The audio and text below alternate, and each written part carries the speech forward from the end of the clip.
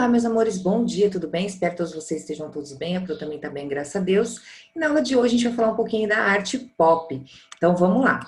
Então a gente está no capítulo 9, grupo 9, arte pop. Pop art é uma expressão de origem inglesa e significa arte popular.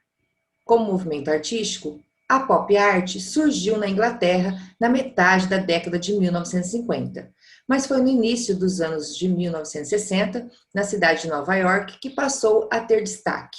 Os principais temas explorados pelos artistas da pop art, também chamada de arte pop, relacionavam-se com as propagandas e a sociedade de consumo. Assim, suas obras usavam cenas de histórias em quadrinhos, embalagens de produtos amplamente consumidos e fotografias de ídolos da música, do cinema, da televisão e da política, além de símbolos populares, como a bandeira dos Estados Unidos, com a criação de obras inspiradas em objetos ou em conceitos de consumo. Os artistas criavam o consumismo exagerado da sociedade estadunidense da década de 1960. Artistas e obras. Não há motivo para não considerar o mundo um grande quadro. Esta frase é de autoria do artista Robert Rauschenberg, que nasceu em 1925 e morreu em 2008, e resume as intenções do pop art. O mundo dos artistas desse movimento era essencialmente urbano, com imagens produzidas pelos meios de comunicação, jornais, revistas, televisão e cinema, ao mesmo tempo que realizavam uma leitura crítica da sociedade de consumo. Os artistas da pop art propunham uma nova forma de fazer arte, observando e reproduzindo imagens do cotidiano, referentes a objetos e conceitos que não eram normalmente associados à arte. Você imaginaria, por exemplo, que uma lata de sopa industrializada pudesse ser representada por uma obra de arte? Então tá aí, né, as embalagens aí dessas latas de Campbell, que é muito utilizada aí nos Estados Unidos, feita por Andy Warhol. Então, a gente vai falar um pouquinho desse artista. Então, o artista estadunidense Andy Warhol, que nasceu em 1928 e morreu em 1987, é geralmente o nome mais lembrado quando se pensa em pop art. Considerado o pai desse movimento, ele criou um conjunto de serigrafias. Serigrafia significa impressões em série, certo? Que fazem da mesma coisa, da mesma imagem, eles fazem várias impressões, né? De pessoas famosas, como Marilyn Monroe, Pelé, Elvis Presley, e de objetos de consumo, tais como latas de sopa de Campbell e de garrafas de Coca-Cola. Ele produzia imagens em séries, alterando as cores nelas. Então, com uma matriz, ele conseguia aí produzir em séries o seu art pop. Então, a sopa Campbell é uma sopa enlatada, muito consumida nos Estados Unidos. O Andy, ele criou um conjunto de serigrafias com imagens da lata da sopa em diferentes cores. Então, tá aí algumas imagens, né, que ele fez aí as produções em série. E esse outro artista, Roy Lichtenstein.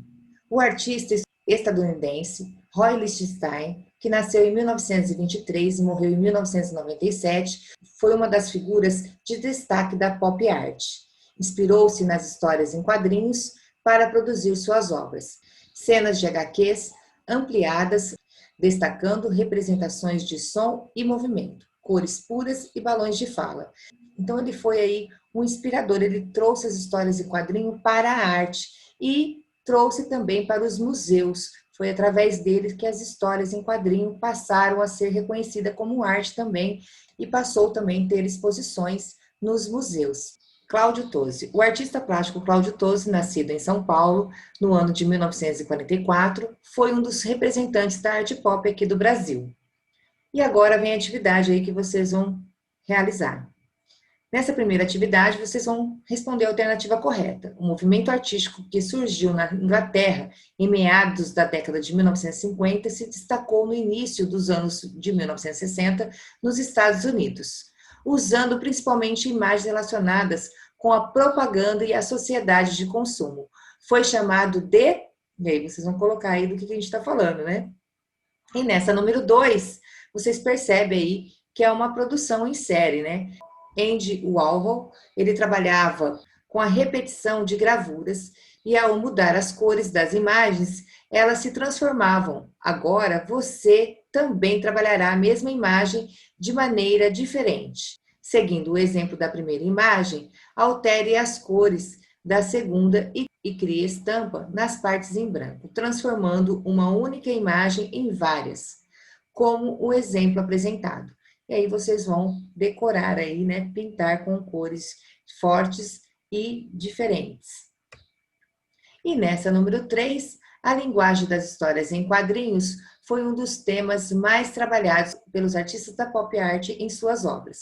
Observe as imagens, imagine o que as personagens estão dizendo e escreva suas falas nos balões, use sua criatividade, lembrando de que os textos nas histórias em quadrinho apresentam formatos variados e muitas cores, dependendo do que a personagem diz. E aí vocês vão colocar aí, vão personalizar aí as histórias em quadrinhos. E nesse número 4, um dos objetivos dos artistas do pop art era realizar uma leitura crítica da sociedade de consumo, ao mesmo tempo em que propunham uma nova forma de fazer arte, observando e produzindo as imagens do cotidiano referentes a objetos e conceitos que não eram normalmente associados à arte. Assinale a alternativa que apresenta o nome daquele que é considerado o pai desse movimento artístico. E aí vocês vão colocar aí quem era o pai, quem foi, né, o pai desse movimento artístico. Então foi isso a aula de hoje. Vocês aprenderam aí um pouquinho sobre o pop art ou arte pop, que significa arte popular, que está tão presente no nosso dia a dia, no nosso cotidiano, e os artistas que estão por trás delas. Então foi isso. Um grande beijo no coração e até a próxima aula.